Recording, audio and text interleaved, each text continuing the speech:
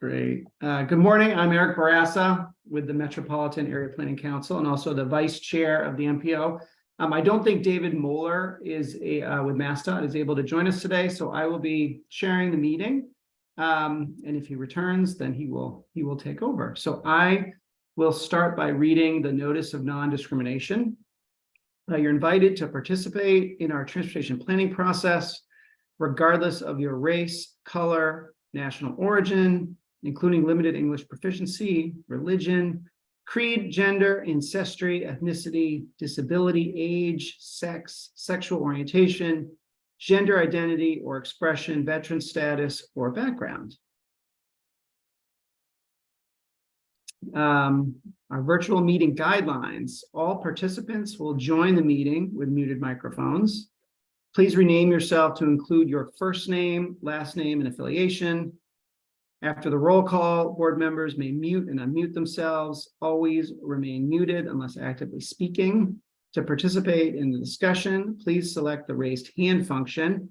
You can find this by clicking either on the participants button at the bottom of the screen, and a window will pop up with a raised hand button at the bottom, or the reactions button in the toolbar, and the chair will call on participants. And if you're on the phone, you can use the *9 feature to raise your hand. If you have any technical difficulties, please contact Sean Rourke via the chat box or via email at srourke@ctps.org, or you can call him at 857-702-3705.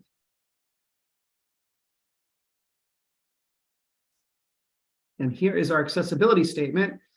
This meeting is accessible to people with disabilities. Zoom products are compliant with exceptions with the following standards: Web Content Accessibility Guidelines 2.1 Level AA standards and revised Section 508 standards.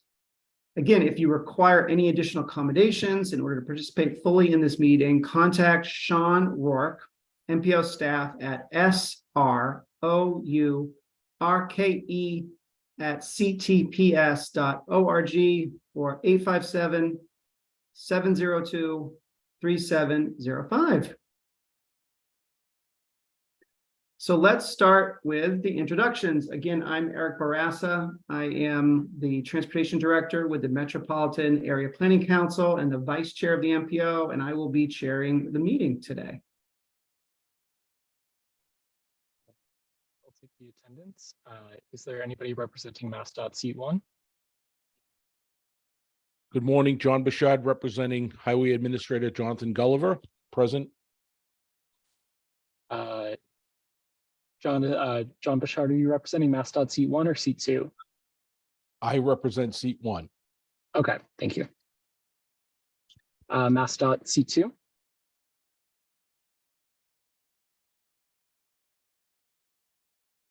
All right. MassDOT Highway Division? No, John Romano. All right. MBTA?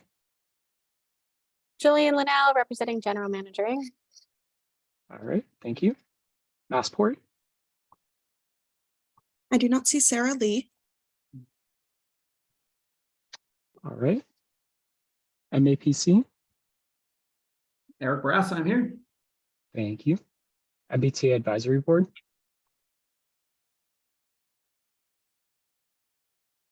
Mira Patterson for the MBTA Advisory Board. Thank you. The Advisory Council? Leonard Dickens Advisory Council here. Thank you. City of Boston, BTD? Matt Moran, representing Mayor Michelle Wu. Thank you. City of Boston, BPDA? Hi, Jim Fitzgerald with BPDA representing Mayor Wu in the City of Boston. Thank you. At-large City, City of Everett? Good morning, Jay Monty, representing Mayor DeMaria in the City of Everett. Thank you. At-large City, City of Newton? Josh Ostroff here for David Kosis, representing Mayor Fuller. Good morning. Thank you. At-large Town, Town of Arlington? Good morning, John Alessi representing the town of Arlington and Select Board Chair Eric Helmuth. Thank you. At-large town, Town of Brookline. Rob King, representing Select Board Chair Bernard Green for the Town of Brookline. Good morning, all. Thank you very much. Intercore Committee, City of Somerville. Good morning, Tom Bent, representing the City of Somerville, Mayor Catriona Ballantyne in the Intercore. Thank you. The Minuteman Advisory Group on Interlocal Coordination, Town of Acton. I do not see Kristen Gishard for Acton. All right, thank you. Move on to Metro West Regional Collaborative, City of Framingham.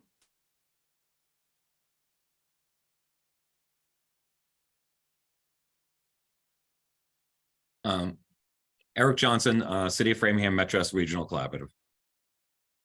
Thank you. The North Shore Task Force, City of Beverly. Hi, this is Darlene Nguyen, representing Mayor Cahill and the North Shore Task Force. Thank you.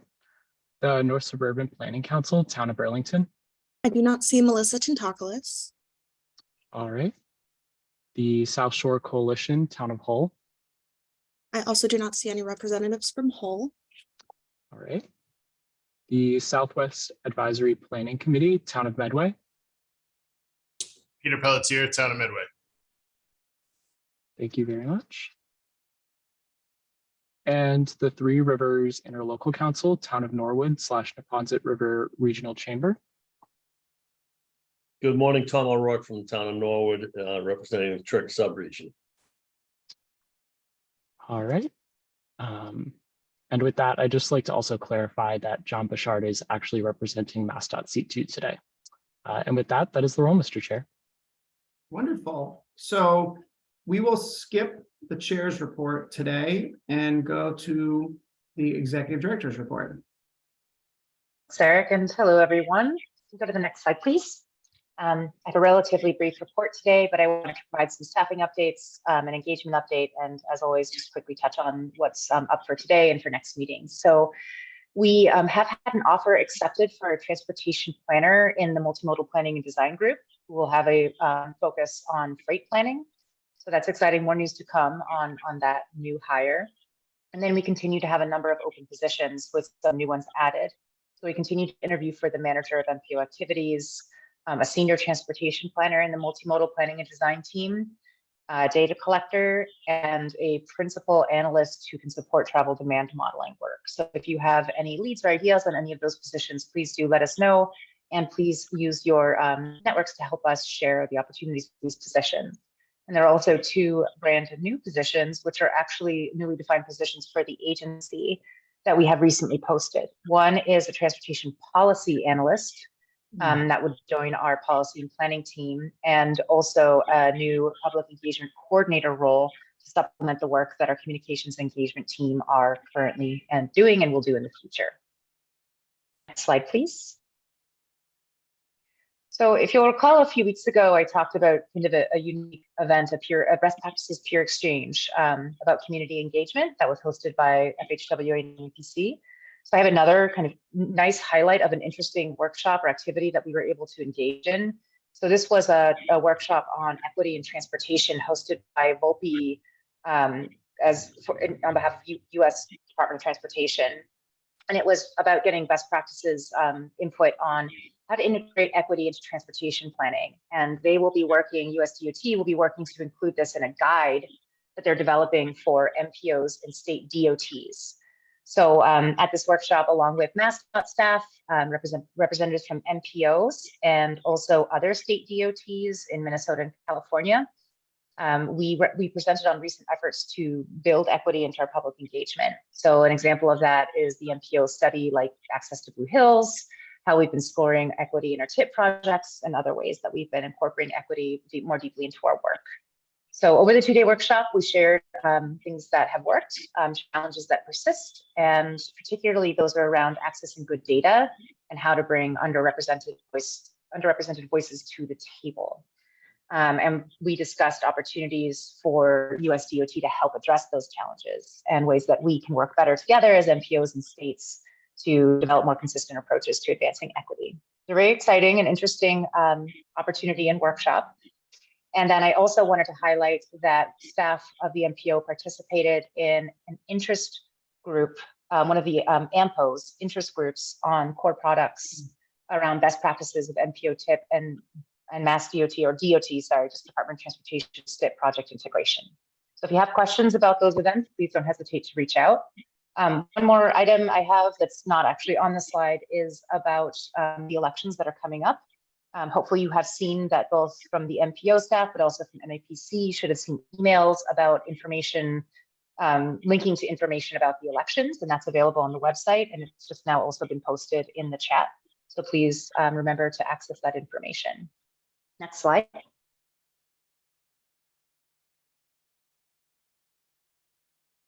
Just pausing a moment, just looking for the next slide. Yeah, thank you so much. Multitasking, I know. So for today, we have 2 action items. One is to vote to endorse Amendment 11 to the TIP, and Ethan Lapointe will present on that. And then we'll also ask you to vote to endorse the federal fiscal year 2023, the current year UPLBP Amendment 2. Shirley Murphy will be presenting on this. And if you recall, we actually deferred this from the prior meeting to be able to revise some of the numbers. So we will put that out in front of you today for your consideration. And then there'll be presentations by Casey Cooper on 2 different intersection studies that we carried out in Stowe and in Wellesley. And just as a reminder of what these are for, these are kind of more in-depth looks at a couple of locations to determine some short-term, low cost, and then perhaps long-term, more infrastructure-oriented conceptual improvements that we hope will lead to actual projects and infrastructure changes in these areas. Next slide.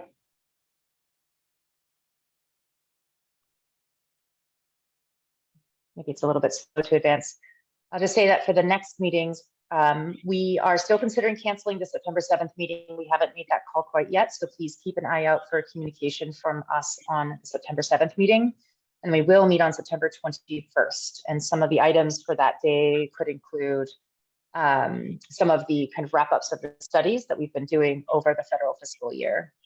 And then also I wanted to highlight that we have the first ad hoc committee meeting to determine a process for further updating the MOU that will be held on August 24th from 10 to 12. If you have questions about that, please contact Erin McGuire. And then also we have a special workshop. Ethan Lapointe, the TIP manager, will be leading a transit transformation development workshop for board members. So talking about how to evolve that program. And that will be after the August 24th MOU committee meeting from 1 to 2 p.m. And that is it. Great, thank you, Tegan. Any questions for Tegan?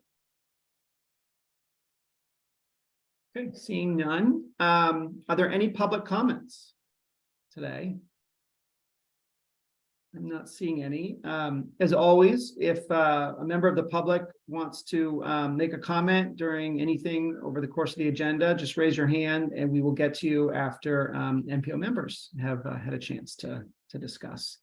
So let's go to committee chairs reports. Maybe Derek, UPWP.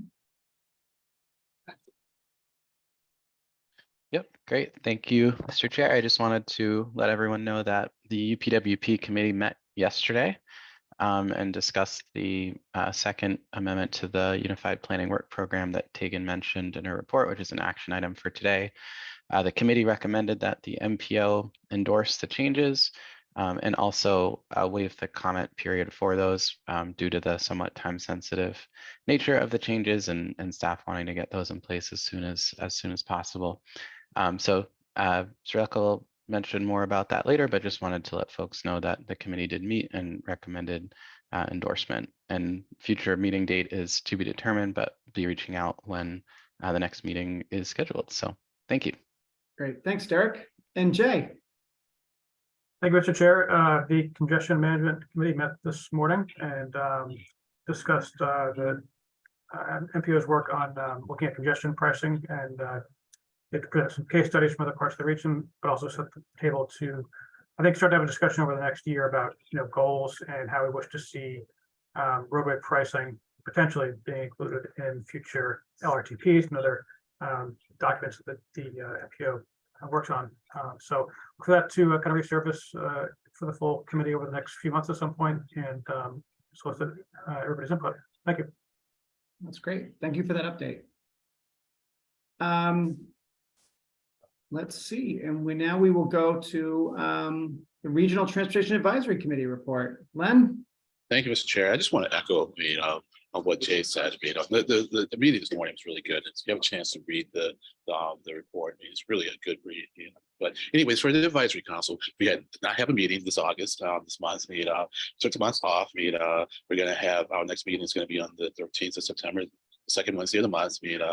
I think we have an exciting agenda ahead of me, and part of it is going to involve, I think, a preliminary discussion about criteria and criteria for the tip. And right now, I think we have a field trip to the Connolly Tunnel we're working on, and there may be some extra capacity, so keep an eye out, because if there is, email will be sent to the board asking members if they would like to participate in that. I think it's Friday. I forget what time, around noonish or so. Maybe Stella or taking help with that in the chat. But anyways, that's it. Thank you, Mr. Chair. Great, thank you, Len. So let's move to our first action item, which is approving the June 15th MPO meeting minutes. Any questions or discussion, or maybe a motion to approve the meeting minutes?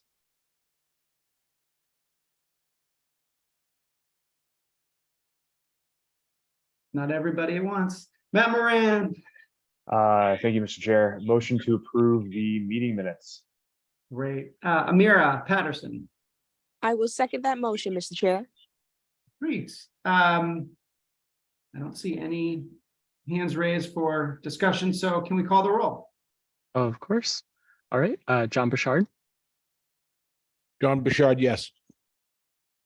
Jillian Linnell, Jillian Linnell, yes. Sarah Lee, Sarah Lee, yes. Eric Barassa, Eric Barassa, yes. Amira Patterson, Amir Patterson, yes. Leonard Diggins, Diggins, yes. Matt Moran, Matt Moran, yes. Jim Fitzgerald, Jim Fitzgerald, yes. Jay Monty, Monty, yes. Joshua Ostroff, Josh Ostroff, yes. John Alessi, John Alessi, yes. Rob King, Rob King, yes. Tom Bent, Tom Bent, yes. Eric Johnson, Eric Johnson, abstain. Darlene Nguyen, Darlene Nguyen, yes. Peter Pelletier, Peter Pelletier, yes. Tom O'Rourke, Tom O'Rourke, yes. The motion carries, Mr. Chair. Great, thank you. Let's go to agenda item 8, which is an action item. Ethan Lapointe.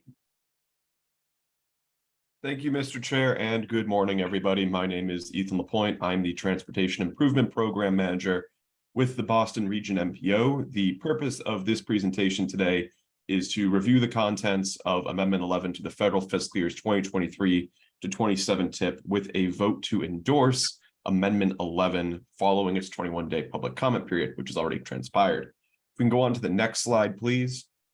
And the one after that, just to review what was in this amendment. Amendment 11 proposed cost increases for 3 federal fiscal year 2023 statewide highway projects and 1 regional target funded project. I should also mention that that regional target funded project's difference in cost was also funded through the statewide highway program.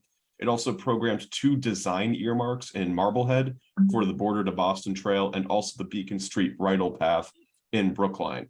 There was also the deprogramming of Metro West Regional Transit Authority Section 5339 discretionary grant line items, as these line items were not awarded discretionary grant funding from the Federal Transit Administration through their Section 5339 program.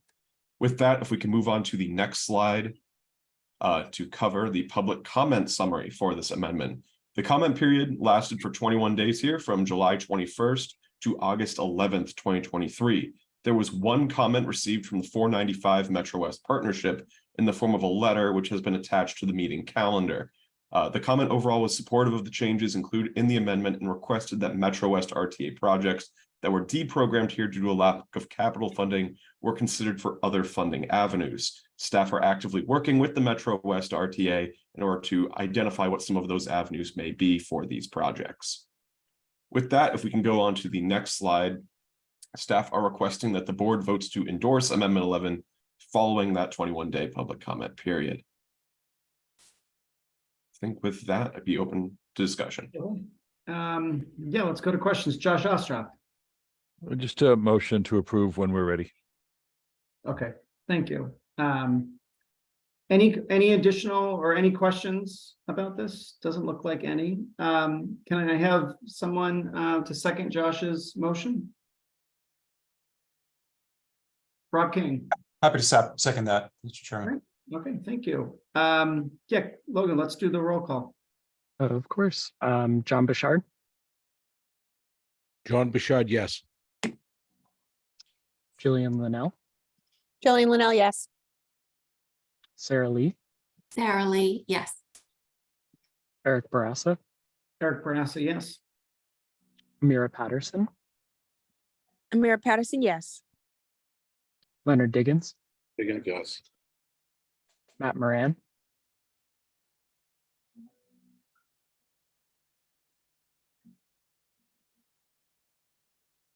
Matt Moran.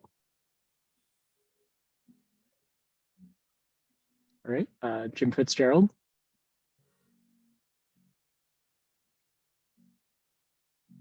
Fitzgerald, Sorry, I was having trouble getting myself off mute. This is Matt Moran. Yes. Okay, thank you. Jim Fitzgerald. All right. Jay Monty, Jay Monty, yes. Josh Ostroff, Josh Ostroff, yes. John Alessi, John Alessi, yes. Rob King, Rob King, yes. Tom Bent, Tom Bent, yes. Eric Johnson, Eric Johnson, yes. Darlene Nguyen, Darlene Nguyen, yes. Peter Pelletier, Peter Pelletier, yes. and Tom O'Rourke. Tom O'Rourke, yes. The motion carries, Mr. Chair. Great. Agenda item 9, the UPWP. Thank you, Mr. Chair. Good morning, members of the board. My name is Shri Lake Murthy, and I'm the manager of the Unified Planning Work Program. I have a short presentation today on Amendment 2 to the Federal Fiscal Year 2023 UPWP, at the end of which I will request a vote to waive the public comment period and endorse today. Next slide, please. Before I begin, the reason we had to reschedule this presentation is because staff noticed some errors in the originally proposed budget changes, and thus needed some time to make those necessary corrections. And we truly appreciate your patience. This amendment follows a trend from past years of making budget adjustments in the third quarter of the fiscal year. As you all know, we prepare program budgets around March and April of the previous federal fiscal year, meaning we make predictions about how much money we will need to complete our anticipated work close to 6 months before we begin said work. Between when we make our initial predictions and when work is underway, many factors can affect how much money a program needs to complete its scoped work. In the example on screen of the long-range transportation plan, some work was deferred from federal fiscal year 2022 into 2023. Additionally, the development of Destination 2050 necessitated the engagement of many more staff members than initially anticipated, coupled with issues of staff attrition. On the other hand, sometimes a program is not fully funded, but over the year, that work takes on a bigger role in the MPO's operations. An example of this is the resiliency program. When the initial budget for this program was developed around March of 2022, we did not have a full-time resiliency planner on staff. Since then, we have hired Judy Taylor to lead the climate resilience program, as well as an intern to support an expanded scope for this program. Developing a more robust resiliency program necessitated an increase in the program's budget from $44,000 to $108,000. For more specific information on which program budgets are changing, please refer to the memo and table posted on the meeting calendar for today. Next slide, please. This amendment has a net zero impact on the overall budget of the UPWP. I do want to note that just because a program's budget was reduced does not mean that that planned work will not be completed. It most often indicates that that program does not need as much funding as initially projected to complete anticipated work through the end of the year. Next slide, please. At yesterday's meeting of the UPWP committee, that body voted to endorse this amendment and waive the 21-day public comment period. I would like to request that you vote to waive the comment period for this amendment as well and endorse it today. The reason I am asking you to waive the comment period is that the timing of collecting information on adjustments happens in the third quarter of the year, and we are presenting this close to the beginning of the fourth quarter with the most accurate information we have in order for staff to complete their planned work. If you waive the comment period today, staff can utilize their expanded budgets from this Friday to successfully complete their scoped work. Next slide, please, Erin, if there is one. Oh, sorry. So that's my presentation for now. I'm happy to answer any questions and I'll turn it back to the chair. Any questions for Sri Lanka? Okay, not seeing any. Can we have a motion? Tom? I'll make that motion to accept the UPWP Amendment 2 report. Thank you. Josh? Seconding. Great. We have a motion and a second. Can you call the roll? Yes. All right, so John Bouchard, John Bouchard, yes. Jillian Linnell, Jillian Linnell, yes. Sarah Lee, Sarah Lee, yes. Eric Barassa, Eric Barassa, yes. Amira Patterson, Mayor Patterson, yes. Leonard Diggins, Diggins, yes. Matt Moran, Matt Moran, yes. Jim Fitzgerald, Fitzgerald, yes. Jay Monty, Jay Monty, yes. Josh Ostroff, Josh Ostroff, yes. John Alessi, John Alessi, yes. Rob King, Rob King, yes. Tom Bent, Tom Bent, yes. Eric Johnson, Eric Johnson, yes. Darlene Nguyen, Darlene Nguyen, yes. Peter Pelletier, Peter Pelletier, yes. Tom O'Rourke. Tom O'Rourke, yes. Thank you. The motion carries, Mr. Chair. Thank you, Logan. Now on to agenda item number 10, the intersection improvement studies. Casey Cooper. Thank you. Good morning, everyone. All right, I'm Casey Cooper, the Bicycle and Pedestrian Program Manager for the Boston Region MPO. Today, I'll be presenting our intersection improvement studies at 2 locations within the MPO region. Next slide. Next slide. Thank you. To begin, I'd like to share the purpose of this work. The intent of these studies is to provide recommendations that can quickly and inexpensively be implemented to provide high benefit improvements at selected intersections within the Boston MPO region. This work looked at intersections with the greatest opportunity for improvement with low cost interventions, which precluded the study of locations that would have been better served with large scale redesigns. Through these studies, staff provided recommendations based on transportation metric analyses, field observations, and service performance projections associated with the potential improvements at each location. Next slide. To choose the study areas, we began by soliciting suggestions from the public via an email campaign. We received a total of 68 submissions for the intersections. Once we compiled the suggestions, we compared data about the locations to narrow down which intersections would best fit the project scope. The first factor we considered was municipal support for the work because we wanted the best chance for our recommendations to be implemented. We also prioritized studying locations within the Boston region that include transportation equity populations. Both of the locations we selected exceeded the region's thresholds for elderly and youth populations. Other factors we considered when choosing our study intersections were total crashes and the number of bicycle and pedestrian crashes at each location.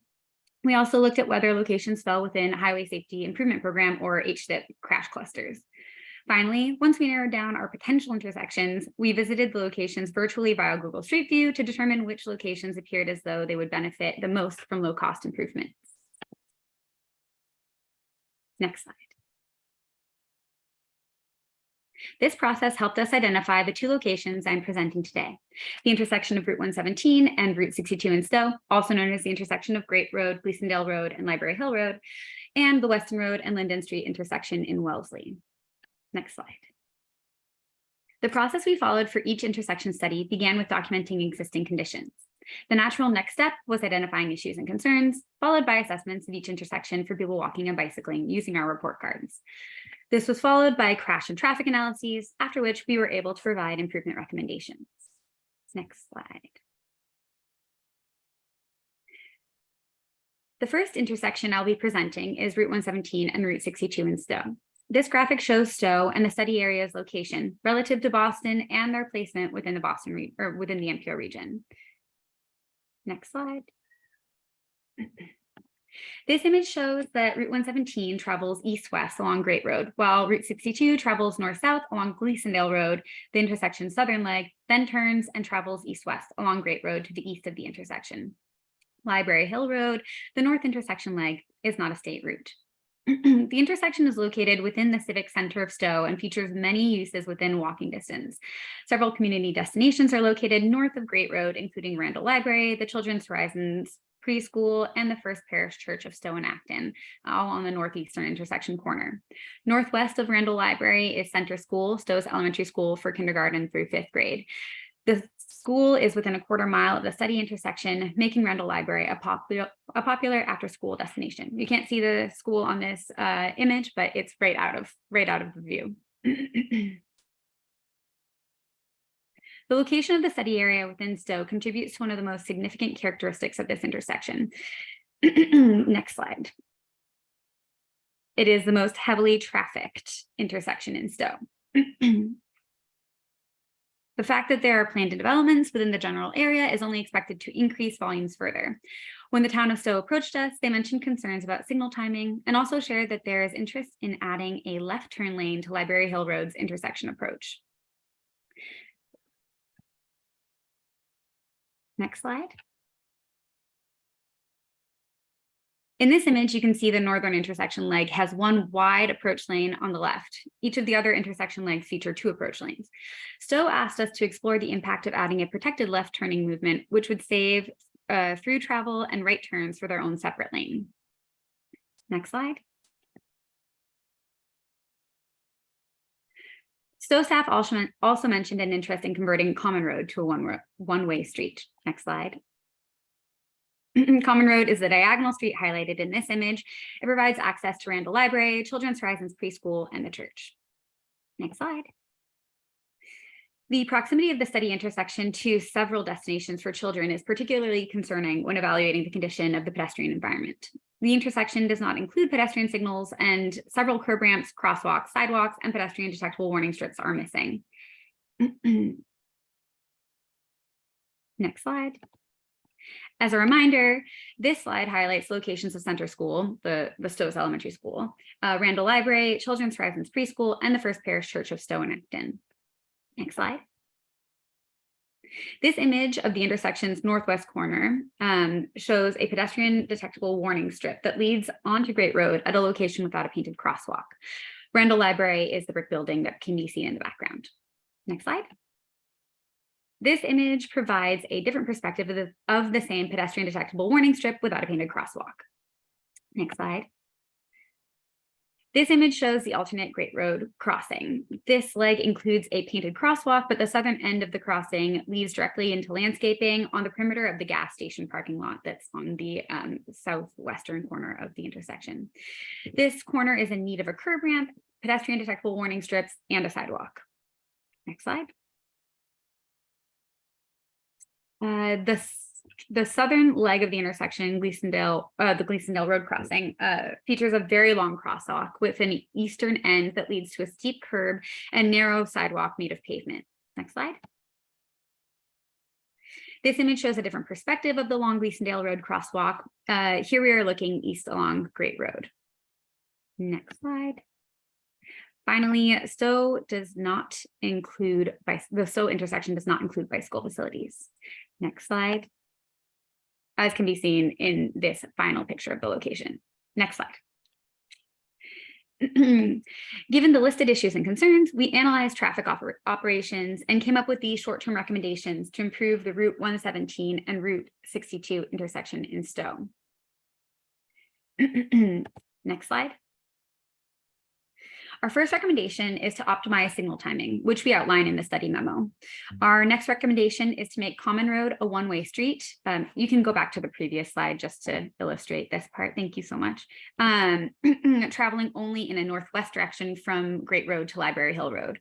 We also recommend splitting Library Hill Road southbound into 2 approach lanes, one dedicated to left-turning vehicles and the other for through travel and right turns. We also suggest that Stowe restripe the intersection's vehicular travel lanes to 11-foot widths, narrowing the space for motorists to the center of the roadway. This will help improve driver awareness, slow vehicle speeds, and allow for excess roadway space to be allocated to other users. We recommend that Stowe repaint the intersection crosswalks and add a 4th crosswalk to the eastern leg of the study location. In order to provide pedestrians with much needed space at the intersection, we suggest that Stowe paint pedestrian zones along the intersection's corners. These will increase pedestrian visibility, narrow crossing distances, and help slow vehicle speeds by narrowing the curb radii. To improve safety for pedestrians, we suggest adding vertical separation in whatever format Stowe prefers. In the memo, we mentioned that large planters, flexible bollards, traffic cones, removable curbs are all ways that Stowe could separate the pedestrian zones from vehicle traffic. Similarly, we recommend that Stowe better define the pedestrian refuge along the Gleasondale Road crossing using paint and vertical separation. This would entail constructing proper, next part is we also recommend constructing proper 5-foot wide minimum sidewalks along all legs of the intersection, but that's in our next phase. Apologies for that. If you could go to the next slide. Yes, okay. Next slide. All right, so now we're on to our long-term recommendations, which is when we recommend the 5-foot sidewalks. So you can see the images right here. And if we could move on to the next slide.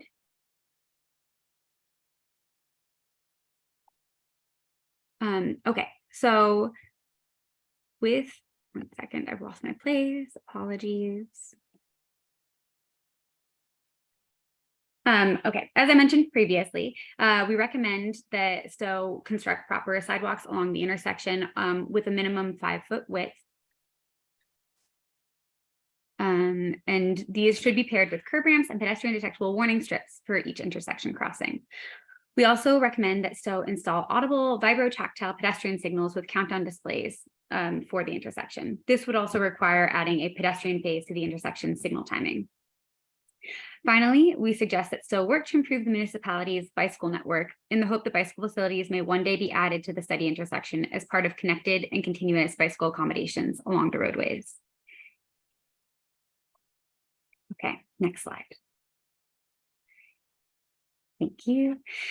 The second intersection I'm presenting today is Weston Road and Linden Street in Wellesley. This graphic shows Wellesley and the study area's location relative to Boston and their placement within the MPO region.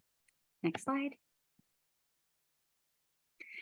The Wellesley study area is a T intersection with Linden Street's western terminus meeting Weston Road. Linden Street travels east-west, while Weston Road carries traffic traveling north and south. The signals at this intersection flash red for Linden Street and flash yellow for Weston Road unless a pedestrian actuates the exclusive pedestrian phase. This changes the signals to red for all vehicular traffic, while pedestrians are given time to cross either roadway. Next slide. Several destinations surround the Weston Road and Linden Street intersection, some of which are documented in this map. The eastern terminus of the Crosstown Trail is less than 200 feet from the study location. The trail travels through North 40, a 46-acre undeveloped parcel of land owned by Wellesley that features walking trails, a vernal pool, and the Weston Road Community Gardens. The Weston Square Commercial District and Wellesley College both begin at the intersection of Weston Road and Central Street about 300 feet south of the study location.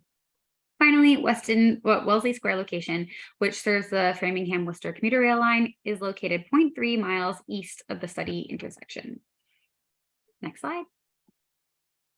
To familiarize everyone with the study location, we have an image of Weston Road to the south of the intersection. Next slide. An image of Weston Road to the north of the intersection. Next slide. and an image of the Linden Street crossing. Next slide. The primary concern that led Wellesley to contact us for help with this intersection is the fact that motorists often turn across or impede the Linden Street crossing during the pedestrian phase. Wellesley wanted help discouraging this driver behavior. In addition to this, there are planned developments within the vicinity of the study intersection that are expected to increase traffic. The intersection is part of Wellesley's complete streets prioritization list, which shows the municipality's concern for this location. A notable feature of this intersection is its proximity to where Weston Road and Central Street intersect. Next slide. This map shows Central Street's location just south of the Linden Street intersection. Next slide. This image shows how traffic can back up along Weston Road to the Linden Street intersection from the signal at Central Street. Next slide. Another point of consideration is the location of North 40 and the Crosstown Trail directly to the west of the study intersection. These are destinations for people walking and bicycling, but the current design of the intersection does not provide safe access to either location. Finally, a very important point to note is that a person bicycling was killed at the intersection in 2012. This is a tragedy that must be prevented in the future. Next slide. This graphic illustrates the short-term, apologies, I meant to harken back to that when I was talking about the proximity of North 40. Next slide. Okay. This graphic illustrates the short-term improvements that we recommend Wellesley implement to improve the Weston Road and Linden Street intersection. First, we suggest that Wellesley restripe the vehicular travel lanes along the northern Weston Road leg and Linden Street to 11-foot widths. Narrowing the space for motorists to the center of the roadway will help improve driver awareness, slow vehicle speeds, and allow for excess roadway space to be allocated to other users, similar to our recommendation for Stowe. In order to increase pedestrian visibility and narrow crossing distances, we suggest that Wellesley paint pedestrian zones along the intersection's eastern corners. These will also help to slow vehicle speeds by narrowing the curb radii. To improve safety for pedestrians, we suggest adding vertical separation in whatever format Wellesley prefers. As mentioned previously for Stowe, large planters, flexible bollards, traffic cones, or movable curbs are all ways that Wellesley can separate the pedestrian zones from vehicular traffic. Another short-term recommendation we suggest for the study location is that Wellesley fully signalize the intersection. This would typically be considered a long-term improvement because the traffic signals would need to be installed, but the intersection already features signal equipment. The signals themselves may need modification to feature all three light colors, red, yellow, and green, but this is relatively quickly achieved when compared to equipment installation. One key element that Wellesley would need to add to the current signals are yellow retro-reflective borders to the signal backplates to increase visibility. Finally, we recommend that Wellesley test adding a shared use path along Weston Road between Linden Street and Central Street to improve access to North 40 and the Crosstown Trail. This would require narrowing the vehicular travel lanes to 10-foot widths. Wellesley expressed a preference for shared use paths over separated on-road bike lanes, but the interim low-cost improvement entails testing the shared use path with paint and vertical separation along the roadway. Prior to adding the interim shared use path along the roadway, Wellesley could test the functionality and safety of allocating roadway space to non-motorists by first studying vehicular travel behavior with the narrowed travel lane widths. This means not yet painting the interim shared use path until Wellesley feels comfortable with observing travel behavior of vehicles along the roadway with the narrowed widths.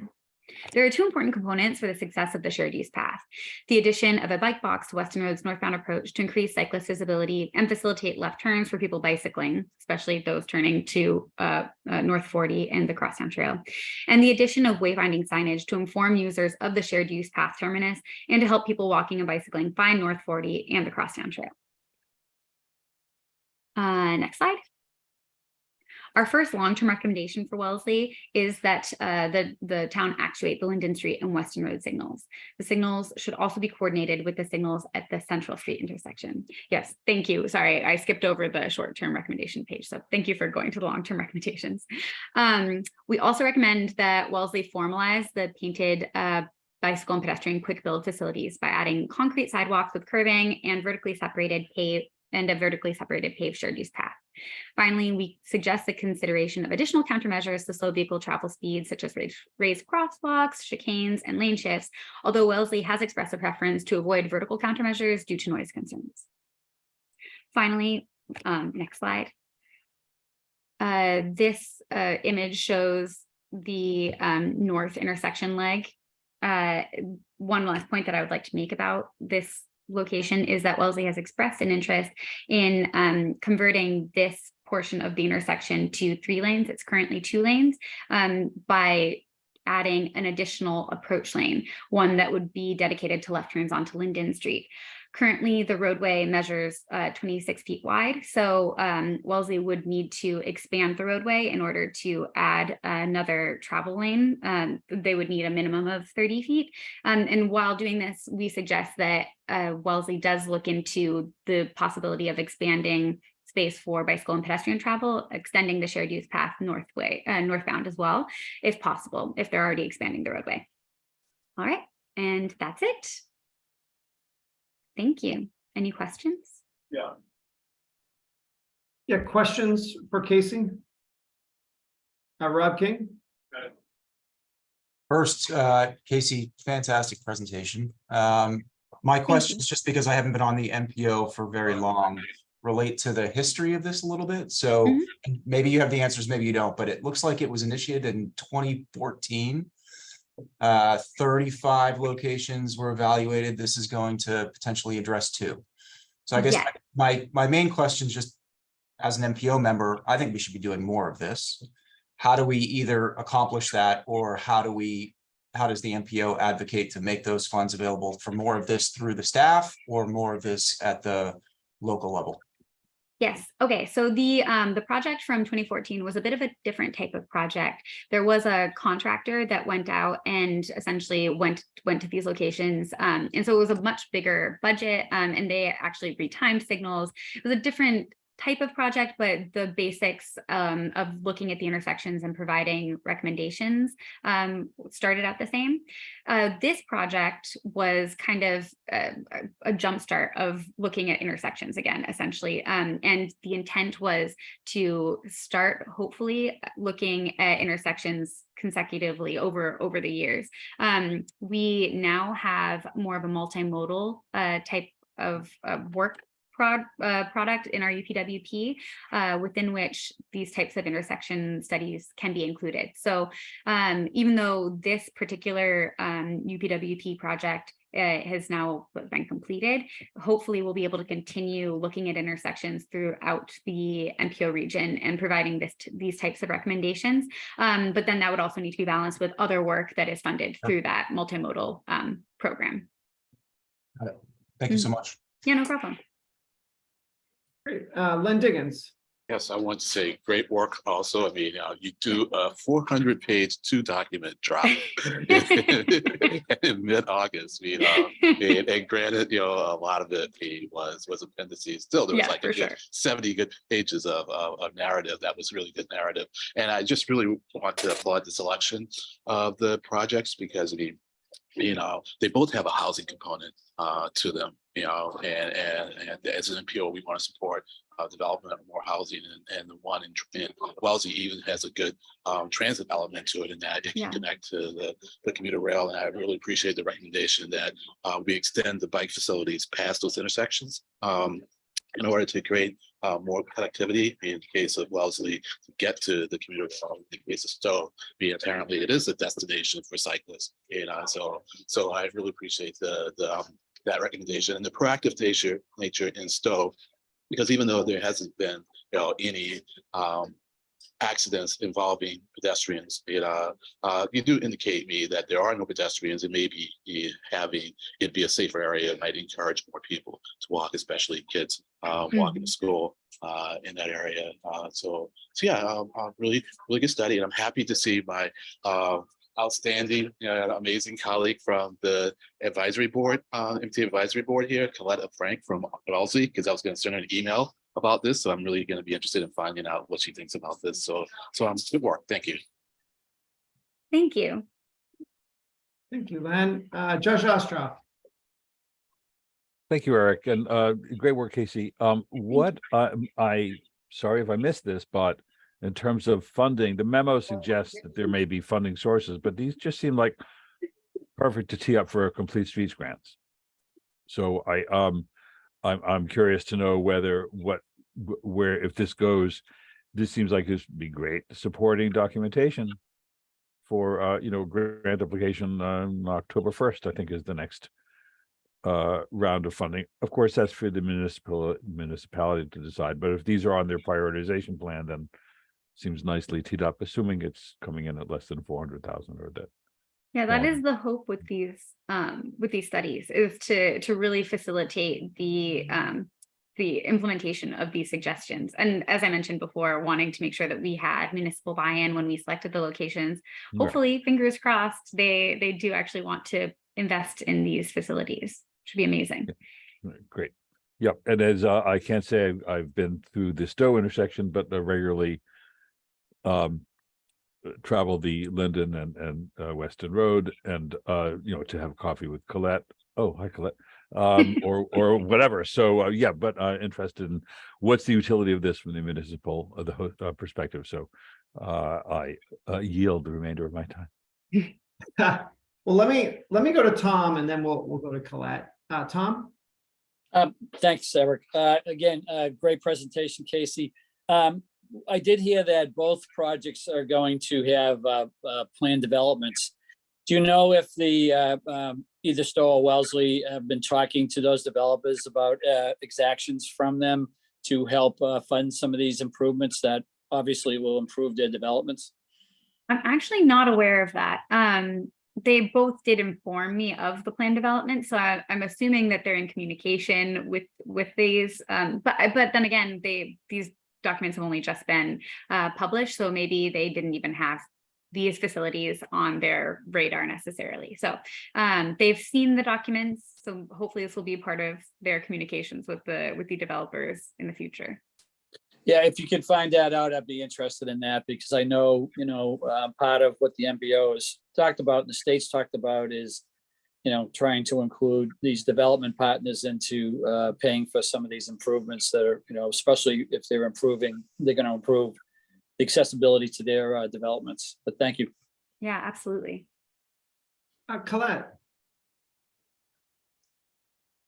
Hi, yes, Colette Frank. I'm a member of the Select Board in Wellesley. I'm working mostly on transportation and mobility issues. And I just wanted to say thank you for this study. We did receive it. I did read it. It's really wonderful, and we're really grateful to have it. It really plays in very well with the work we've recently started in Wellesley on our sustainable mobility plan, which is trying to support anything other than single occupancy vehicles. And there's a huge demand for bike infrastructure, particularly on Western Road, and it's just so complex to get additional facilities there. So this is very grateful. I will follow up with our town's executive director. I know we had discussions with the developers of the projects nearby about what improvements they could support, so we'll follow up directly on that. My other esteemed colleague from the MWRTA, Jim Nee, the administrator, is also on this call, and we've been chatting back and forward. This study had been requested quite some time ago by our traffic committee because of the high volume of traffic and the concerns that you mentioned. Since that time, the Route 1 bus, which used to go along Route 9, has now been diverted down Western Road and comes through the centre of Wellesley. So something we really need to think about is, can we incorporate bus facilities into this area as well? So that's something that's new that we need to think about. This is definitely a high priority for us. So it's Western Road is one of our few connectors in that directional manner through town, and it's very busy. So we're really very grateful for this work and look forward to moving it forward. Thank you so much, Colette. Yeah, and thank you, Casey. And I'll just remind everyone, the MPO does have the intersection improvement program on the tip. It's not a huge pot of money, but it is meant to fund projects just like this. So that's why we do this work, is to create these conceptual designs that can then be further advanced by cities and towns that can be teed up for the investment programs that we have. Any additional questions or comments? Great, thank you. So we've come to the end of the meeting. Any members' items? I'm not seeing any. So this was a great, efficient, short meeting. Can I have a motion to adjourn? Tom? No, you're muted. Eric, I'll make the motion. Okay, Josh? I'll second the motion so everyone can get back to their summer work. Sorry. Excellent. So just remember, keep an eye out for notice about that September 7th meeting. It might get canceled. Keep an eye out from that from staff. And otherwise, we are adjourned. Thank you all for a great meeting this morning. Take care.